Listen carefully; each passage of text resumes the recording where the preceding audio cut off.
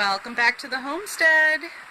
In this edition of In the Greenhouse with Victoria, we're going to go from drab to fab. It's a beautiful rainy spring day and I'm in the greenhouse. It is, I don't know if we can see what the temperature is. No, too much of an angle.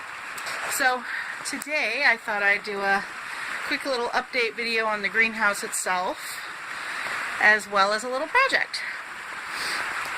Creating storage space where there once was none. And you'll see what I'm talking about in a minute.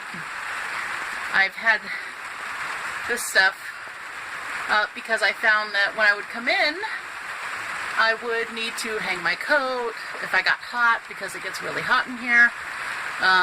So I put some screws in and some hooks, and it's worked great. And then I thought, well gee, I'm putting all my tools in a bucket and that's taking up floor space. So I thought, well, why don't I hang the darn things? So that's what we're going to do today. Alright, so the last time we were in here, we didn't have this beautiful shelf. So Gary just built this lovely thing and made a potting bench for me. It is full of peppers and tomatoes right now, all the seedlings. I moved them from the house out here, and as soon as the nighttime temperatures start staying above the 40s and 50s, I will transfer them outside, which won't be too much longer, so that they can harden off. Yesterday, I spent most of the day building this little contraption to let the chickens run outside into that run that we started last summer and did not finish, or last fall.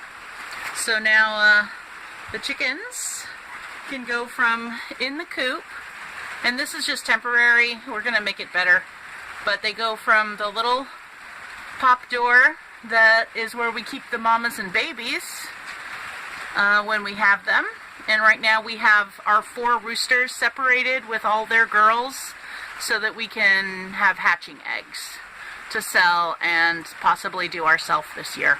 Instead of waiting until June and July for them to go broody, we're going to try and do some ourselves. So that's what I did, is I just made a little space for them, and they're really enjoying it. The run out there is partially covered, so they do have some rain-free space outside. And they've been dust bathing in here. If you recall, this was where we had the chickens one winter, so that was 2 winters ago. And so they're really enjoying the space. They haven't tried to jump out yet. That's kind of a narrow place, but anyway, so I did that yesterday. Let's see, it's tool storage at the moment. Alright, here's the grow bed. Right now I don't have anything in it, but it's where I did the majority of my starts last year. I grew okra in here, and right now I just did some transplanting, or potting up. We took some cuttings. These are elderberry, and this one is a willow in the back. Those have all rooted.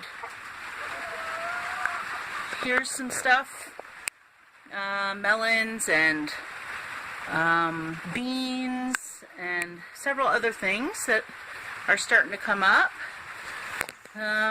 Those are some accident squashes that we planted. So they were from spaghetti squashes that we planted, and some dill that I've got started.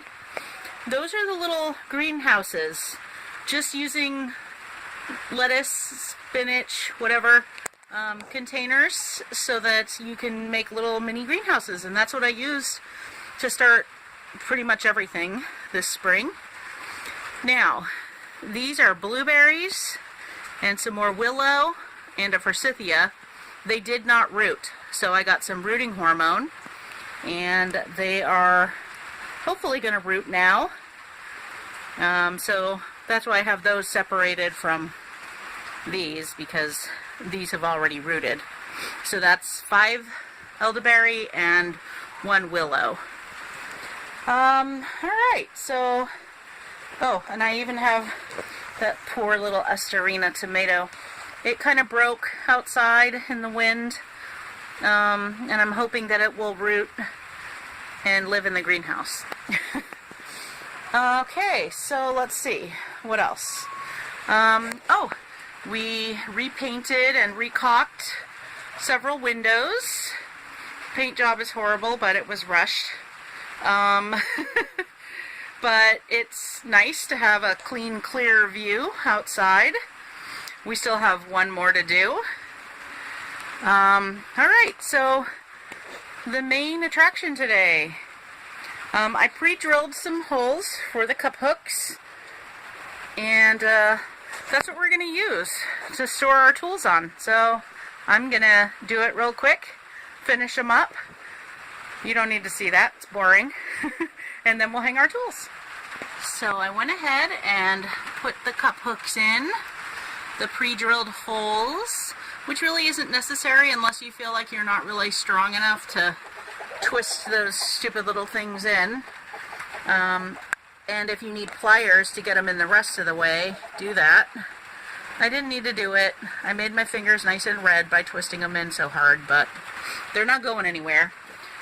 They're only meant to hang very light things, nothing too heavy. You're not going to hang a hammer. You don't really want that swinging around on your door anyway. So, like I said, up here are my coat hooks and maybe hooks for things that hang in like a bag or something simple, something light. These hooks down here are what I'm going to use for tools. And you can see that in the next video. Alright, have a great day, everybody. I hope you enjoyed our first edition of In the Greenhouse with Victoria.